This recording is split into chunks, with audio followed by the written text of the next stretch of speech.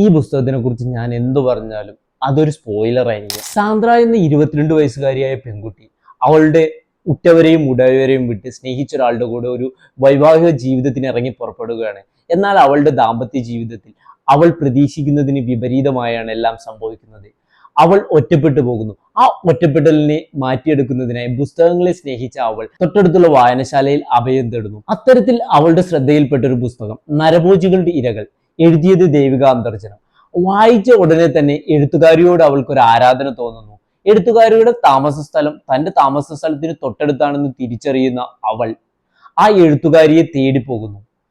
അതിനുശേഷം ഈ കഥയിൽ നടക്കുന്നതെല്ലാം അതൊരു ട്വിസ്റ്റഡ് അല്ലെങ്കിൽ സസ്പെൻഡ് എലമെന്റ് ആണ്. നിങ്ങൾ ഈ പുസ്തകം വായനയിൽ ഉൾപ്പെടുത്തുകയാണെങ്കിൽ നിങ്ങൾ പ്രതീക്ഷിക്കാത്തൊരു വായനാനുഭവം സിനിമാറ്റിക് സ്റ്റൈലിൽ ഒരു ഷോർട്ട് ഫിലിം കാണുന്ന രീതിയിലൊക്കെ കിട്ടും.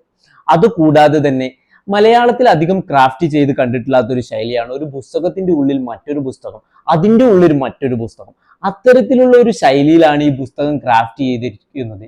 അതുകൊണ്ട് തന്നെ നിങ്ങൾ വായിക്കുകയാണെങ്കിൽ ഓരോ എലമെന്റും നിങ്ങൾക്ക് സസ്പെൻസും അതുപോലെ തന്നെ പുതിയ പുതിയ ഒരു വഴിത്തിരിവുമായിട്ട് തോന്നും. തീർച്ചയായിട്ടും നിങ്ങളുടെ വായനയിൽ ഈ പുസ്തകം ഉൾപ്പെടുത്തുന്നതോടൊപ്പം വായിച്ചതിന് ശേഷം നിങ്ങളുടെ വിലയേറിയ അഭിപ്രായങ്ങളും കൂടി അറിയിക്കുക.